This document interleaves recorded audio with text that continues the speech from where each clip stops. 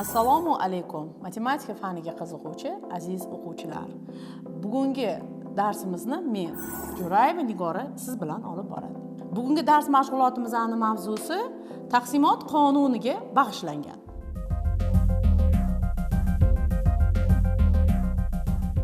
Taqsimot qonuni. Taqsimot qonuni tushuntirishdan oldin siz bilan quyidagi masalani ko'raylik.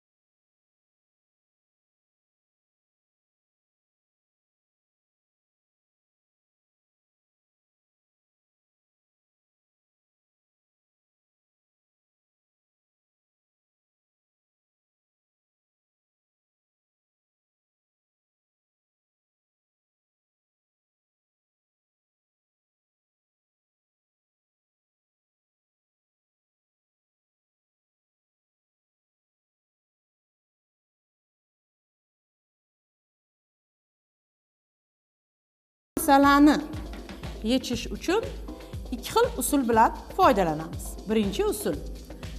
Birinchi usulda ikkita qadam ish bajaramiz. Birinchi qadamda o'quvchilar uchun va kattalar uchun belgilangan chiptalar narxini qo'shamiz.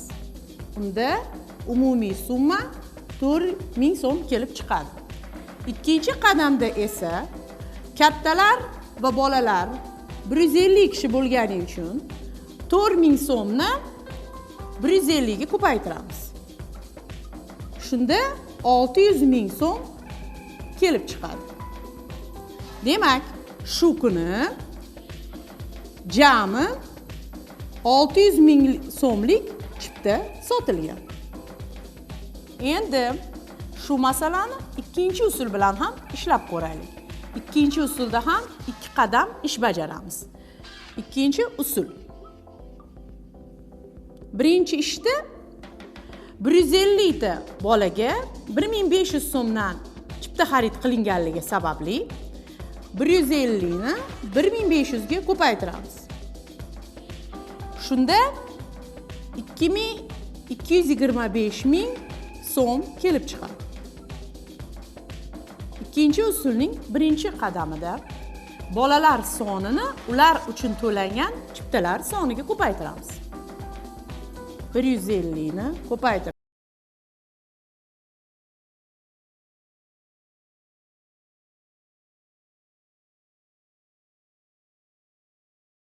Endi esa ikkinchi qadamda kattalar sonini ularga ajratilgan chiptaning narxiga ko'paytiramiz. Ya'ni 150 ni ko'paytiramiz 2500 so'mga. Shunda 375.000 so'm kelib chiqadi. Uchinchi qadamda hosil bo'lgan ikkala qiymatni bir-biriga qo'shamiz.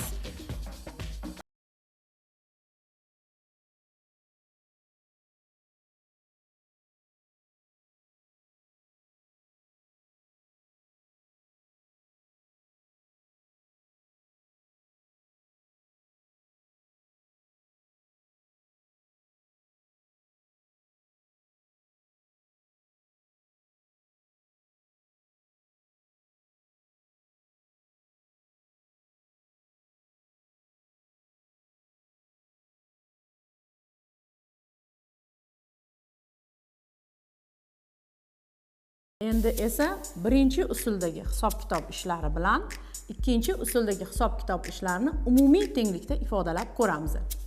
U quyidagicha ifodalanadi. 150 ko'paytirildi 1500 qo'shuv 2500 teng 150 ni ko'paytiramiz 2500 ga qo'shuv 150 ni ko'paytiramiz 1500 ga. Jami javob 600 ming so'm kelib chiqadi. Bu tenglik bilan biz yig'indini biror songa ko'paytirish qonunini kiritdik. Ya'ni biza bugun tushuntirishimiz kerak bo'lgan taqsimot qonuni haqida gap ketyapti. Ixtiyoriy K va A va B sonlari uchun quyidagi tenglik bilan ifodalangan munosabat taqsimot qonuni deb aytiladi. Ya'ni K ko'paytirilgan A va K ko'paytirilgan B. Yig'indini biror songa ko'paytirish uchun har bir qo'shiluvchini shu songa ko'paytirish va yig'indini hisoblash kerak. Ikkinchidan, agar qo'shish belgisi o'rniga ayirish belgisi qo'yilgan bo'lsa, u holda bu qonun ayirish va ko'paytirish belgisi uchun taqsimot qonuni ham deb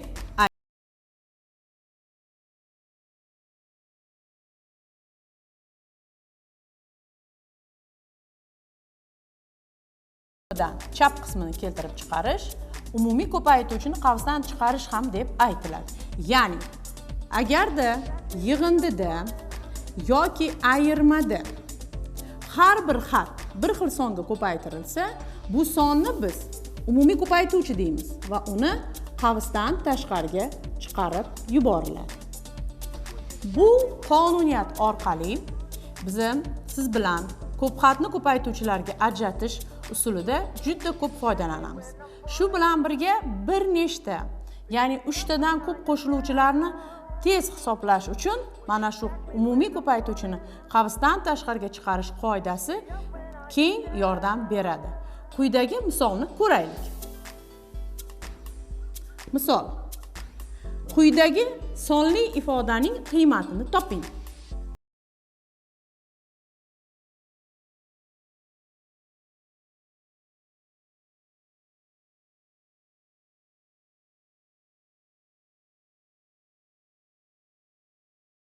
(248 ko'paytiruv 256).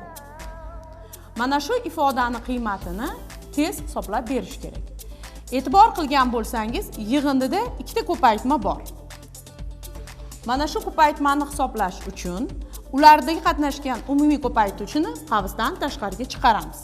Ya'ni umumiy ko'paytuvchi 248, uni qavsdan tashqariga chiqaramiz.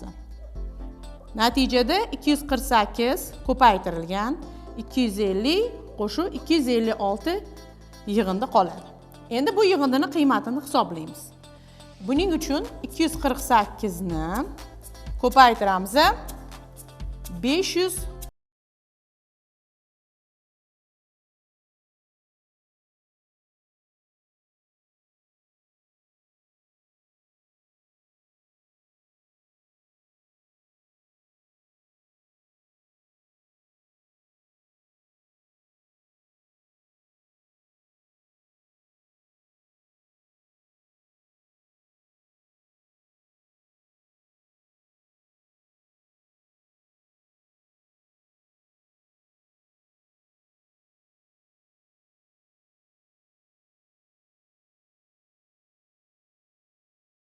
Davlat test sinovlarida qatnashayotganingizda yoki bo'lmasa boshqa oddiy arifmetik masalalar yechilganingizda qo'llay olasiz degan umiddaman.